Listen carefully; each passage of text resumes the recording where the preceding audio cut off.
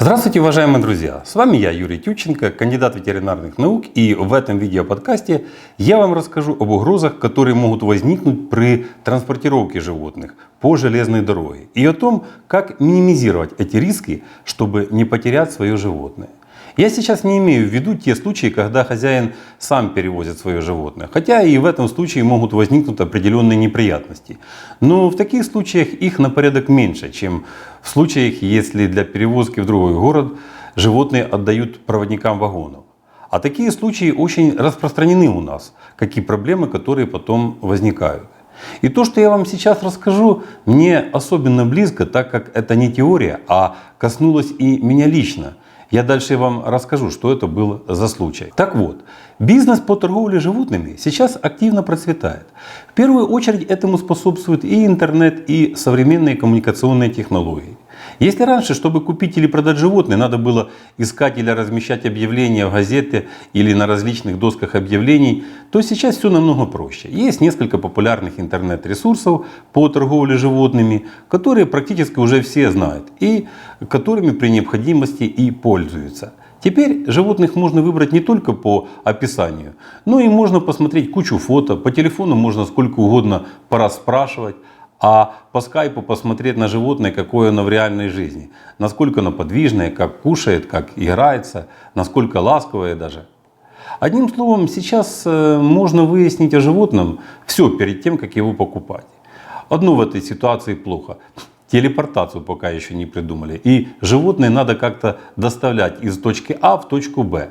Перевозят всеми видами транспорта, и автобусами, и маршрутками, и, конечно же, по железной дороге. Но чаще всего животных железной дорогой перевозят. Перевозка животных — это очень хорошо отлаженный бизнес. Животных перевозят очень часто и очень много. Как правило, этим занимаются проводники, которые тоже любят животных, ну и деньги, понятно. Животных они размещают у себя в купе. Понятно, что для провоза никакие справки им не нужны. Но и у первого попавшегося встречного они тоже животные не возьмут для провоза.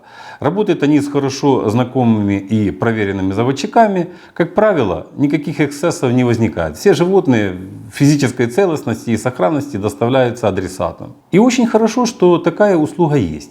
Если бы не одно «но», с которыми мне самому пришлось столкнуться. Вернее, не мне, а моей дочке. Но я тоже был вовлечен в этот процесс. Дочка захотела котенка, а перед этим у нее была кошка, которая прожила долгую и счастливую жизнь длиной 15 лет и умерла, можно сказать, от старости. Выбор котенка происходил, как я описал выше, и дочка выбрала то, что хотела. Все фото были рассмотрены с дотошностью до волоска, наблюдение по скайпу было произведено до мельчайших деталей. Выбрала она такого котенка, который ей понравился. Видно было, что котенок игривый и здоровый. Хозяйка котенка, опытная заводчица, сказала, что все обработки от глистов и блох были произведены, котенок привит комплексной вакциной уже двукратно. О цене договорились, и заводчица предложила отправить котенка поездом. Тем более, что она это делает постоянно через свою знакомую проводницу. Она также предложила купить переноску для котенка, чтобы котенку было комфортно и безопасно.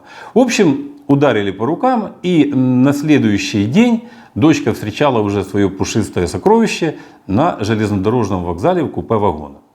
Когда она зашла в вагон, то возле купе проводника стояли люди, которые тоже встречали своих животных, причем не от этой заводчицы, что дочка, а от других. Котята уже были в своих переносках, но, как сказала проводница, чтобы котята не сидели в своих тесных переносках всю ночь, а также сходили в туалет, то она их ночью выпускала погулять по купе. Там же в углу у нее стоял лоточек с наполнителем. Так что, согласно ее пониманию, для котят были созданы все условия для комфортного их переезда. Хотя у нашего котенка и в переноске был свой лоток с наполнителем. Заводчица позаботилась об этом. В общем, дочка забрала котенка и счастливая поехала домой. Дома кошечка очень быстро освоилась и уже буквально через час гоняла за ниткой, как и все ее молодые собратья. Вела она себя так, как будто бы и не ехала целую дорогу, и не поменяла хозяйку. Но это было в первый день после приезда. А на следующее утро Кошечка была какая-то вяловатая. В уголках глаз появились слезинки, да и поела она совсем немножко. Как-то сразу дочка не придала этому особого значения. Тем более, что и не было каких-то ярко выраженных симптомов какого-то конкретного заболевания. Она подумала, что, может быть, все-таки дорога немного дала о себе знать.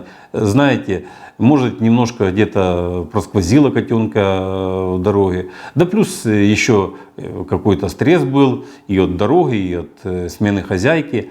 А тем более, что на работу надо было бежать. В общем, оставила она кошку дома и побежала на работу. А вот на следующее утро уже было явно видно, что кошка подхватила какую-то вирусную инфекцию. И пришлось потом почти целую неделю ее лечить. Это и нервы, и лекарства, и куча времени. Благо, все закончилось хорошо, но осадок остался. Понятно было, что кошка инфекцию подхватила в поезде. Больше просто негде было. И у дочки дома, и у заводчицы все было нормально. Дочка перед приездом кошки все тщательно вымыла и продезинфицировала. Она очень щепетильная в этих вопросах. Хотя, как я вам уже и говорил, что предыдущая кошка у нее была больше, чем полгода назад, и у нее не было никаких инфекций. Предыдущая кошка не то, что в последнее время, а вообще никогда никакими болезнями не болела. В общем, прожила она долгую и счастливую жизнь. Давай я дочку расспрашивать, что к чему и что она видела в вагоне. Она мне рассказала, что она видела, о чем я уже вам и поведал. Понятно, что перед этим я у нее ничего не спрашивал. Забрала кошечку-то и забрала. Хорошо то, что хорошо заканчивается. Так и в этом случае все обошлось без последствий. Хотя правый глаз пришлось лечить недели 2 еще после проведения основного лечения. Но ведь могло быть все и намного хуже. Разные бывают случаи. В данной ситуации особенно обидно то, что проводница, которая провозила кошечку, очень большая любительница животных. Всю дорогу заботилась о животных. И вот получился такой неприятный случай, которого никто не хотел. Но, как говорится, дорога в ад вымощена благими намерениями. Мало того, что вряд ли она дезинфицировала свое купе после перевозки животных, предыдущих животных, так она еще и выпускала животных с их переносок погулять. И в результате этого произошло полное перезаражение животных. Видно, у одного из животных, которое находилось в купе проводников, была какая-то инфекция. Вот во время общей прогулки они все и перезаразились. Хорошо, что наша кошечка была полностью привита комплексной вакциной, и поэтому болезнь прошла все-таки в очень легкой форме. Вот такая вот произошла досадная ситуация. Поэтому у меня большая просьба ко всем, кто связан с перевозкой животных. И заводчикам, и проводникам обязательно соблюдайте правила зоогигиены. Перед переездом животные должны быть обязательно привиты от всех распространенных болезней. Перевозите животных только в переносках, в которых обязательно должен быть лоток с песком. И ни в коем случае нельзя выпускать животных ни в купе, ни тем более в тамбур. Также очень нежелательно вытаскивать животных с переноски для того, чтобы их погладить или потискать. Обязательно просите проводников дезинфицировать купе перед поездкой. Можете даже самостоятельно сделать дезинфекцию купе. Хотя бы место, где будет стоять переноска. Каким-то приятно пахнущим и эффективным дезинфектантом. Это много времени не займет. Сейчас очень большой выбор таких средств. Их используют парикмахерские, стоматологические кабинеты. И они очень безвредные. Лучший вариант, если в купе перевозятся только ваши животные. Хотя это и маловероятно, но если животные привиты, находятся всю дорогу в переносках и купе перед этим продезинфицировано, то можно с очень высоким процентом вероятности избежать неприятностей. Взять хотя бы, например, заводчиков, которые ездят на выставки в другие города, а то и страны. И в одном автобусе находится десяток-полтора животных. Как правило, ничего с этими животными, за редким исключением, не случается. Просто эти люди опытные, и они максимально ограничивают контакты животных и соблюдают все ветеринарно-санитарные правила, которые не так уже и сложны. Я вам их перечислил. То, что в поездку берут только привитых от всех наиболее распространенных инфекций животных и обработанных против гельминтов и эктопаразитов, я вообще не говорю. Это по умолчанию. Без соблюдения всех этих условий перевозка животных может оказаться ходьбой по минному полю. Даже представить себе страшно, что может быть в таком случае. Риски очень большие и неадекватные. Вот такой в моей практике был случай, который, к счастью, закончился хорошо. Но, увы, разные бывают ситуации. Поэтому не рискуйте и не ходите по минному полю. А пока всего вам доброго, здоровья вам и вашим питомцам и до новых встреч!